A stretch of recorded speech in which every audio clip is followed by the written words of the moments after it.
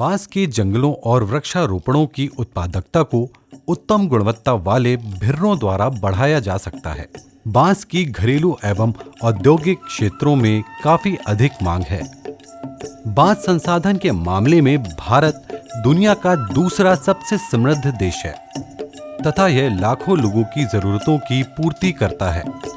लंबे पुष्पन चक्र के फलस्वरूप बांस के बीज प्रतिवर्ष उपलब्ध नहीं हो पाते हैं, इसलिए कायिक प्रजनन ही बड़े पैमाने पर बांस के उत्पादन की एकमात्र विधि है। उष्णकटिबंधीय वन अनुसंधान संस्थान जबलपुर भारतीय वानिकी अनुसंधान एवं शिक्षा परिषद देहरादून के अंतर्गत कार्य करने वाले 9 संस्थानों में से एक है।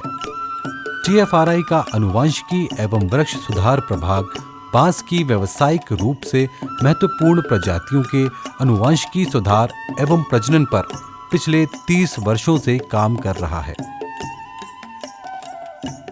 प्रभाग द्वारा मध्य प्रदेश, छत्तीसगढ़, महाराष्ट्र एवं उड़ीसा से बांस की विभिन्न प्रजातियों के 130 उत्कृष्ट भिर्रों अर्थात कैंडिडेट प्लस क्लम्स का चयन किया गया है, जिनके द्वारा कायिक प्रजनन से 20 से 25% तक आनुवंशिकी वृद्धि मिलती है तथा गुणवत्तापूर्ण रोपण सामग्री का उत्पादन किया जाता है। कलम या कलम शाखा कटिंग के माध्यम से मैक्रो प्रोपगेशन करने में कलम या कलम शाखाओं का संग्रहण शामिल है। कटिंग के लिए चयन किए गए कलम को स्वस्थ कलिकाओं के साथ 1 से 2 वर्ष पुराना होना चाहिए। कलम को निचले हिस्से से काटा जाता है। कलम कटिंग्स कलम के खंड होते हैं, जो कि आमतौर पर कलियों तथा शाखाओं के साथ 1 या 2 से 3 नोड्स तक हो सकते हैं। कटिंग्स की पत्तियों तथा छोटी शाखाओं को सिकीचर या सरोते के द्वारा काटकर कटिंग्स को तैयार किया जाता है। कलम को सिंगल नोडल या डबल नोडल कटिंग में काटा जाता है। कलम शाखा कटिंग्स को 1 से 2 साल पुराने कलम्स से एकत्र किया जाता है। ऑक्सिन हार्मोन IAA, IBA एवं NAA को अल्कोहल में घोलकर तथा आवश्यक मात्रा में पानी मिलाकर विभिन्न सांद्रता के घोल तैयार किए जाते हैं। कुछ प्रजातियों में रूटिंग के लिए गुहा विधि सफल सिद्ध हुई है। कलम कटिंग्स को धुंध कक्ष या शेड हाउस में पॉलीटनल के अंदर रेत के बेड्स में लगाया जाता है। कटिंग्स के रोपण के 1 सप्ताह के भीतर नए अंकुर निकलना प्रारंभ हो जाते हैं एवं 60 से 90 दिनों के बाद जड़ें पूरी तरह से निकल आती हैं। जड़ वाले बांस के पौधों को क्यारियों से सावधानी पूर्वक निकाला जाना चाहिए। जड़युक्त पौधों को पॉलीबैग में मिट्टी, रेत तथा गोबर की खाद के 1:1:1 के मिश्रण में लगाया जाता है। इन नए पौधों को उचित सख्तीकरण की आवश्यकता होती है।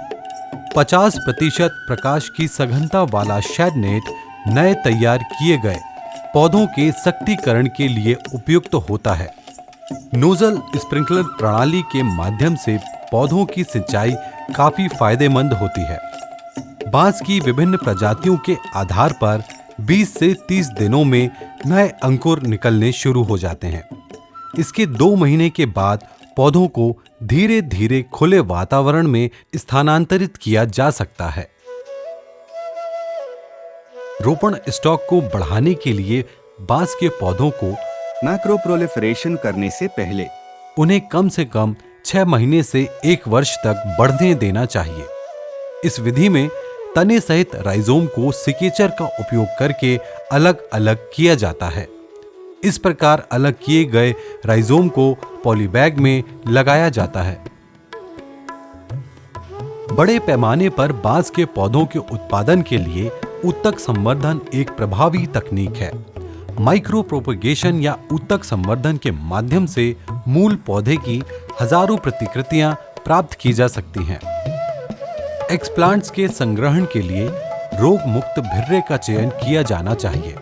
कलमों से अच्छी तरह से विकसित हुए कलियों वाले पार्श्व शाखाओं को एकत्रित किया जाता है। इन शाखाओं की कलिकाओं के ऊपर लगे पत्ती के आवरण को हटाकर खुली अक्षीय कली के साथ एकल नोडल खंडों में काटा जाता है, जो कि लगभग 4 से 5 सेंटीमीटर लंबे होते हैं। 30 सेकेंड के लिए एथिल अल्कोहल के घोल में डुबाया जाता है। नोडल खंडों को 1 से 2% सेट्रीमाइड के घोल में 10 से 15 मिनट तक अच्छी तरह से धोया जाता है। अच्छी तरह से धोने के बाद सारे घोल को निकालने के लिए नल के बहते पानी से धोया जाता है। विभिन्न स्टरलाइजिंग एजेंटों का उपयोग कर लेमिनर एयर फ्लो में सतह स्टरलाइजेशन किया जाता है।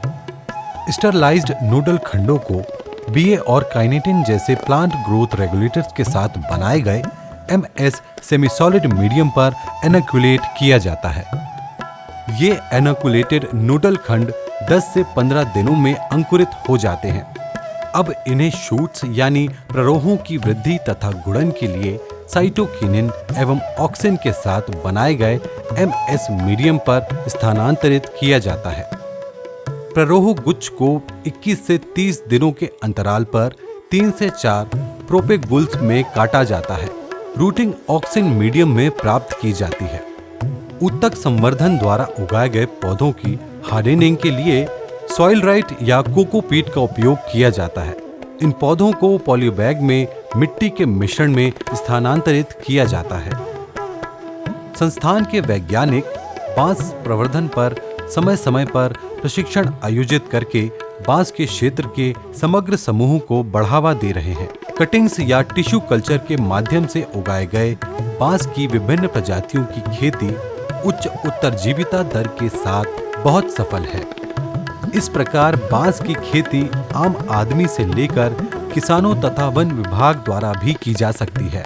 बांस आच्छादित भूमि में वृद्धि होने से अनेकों पर्यावरणीय लाभ होंगे।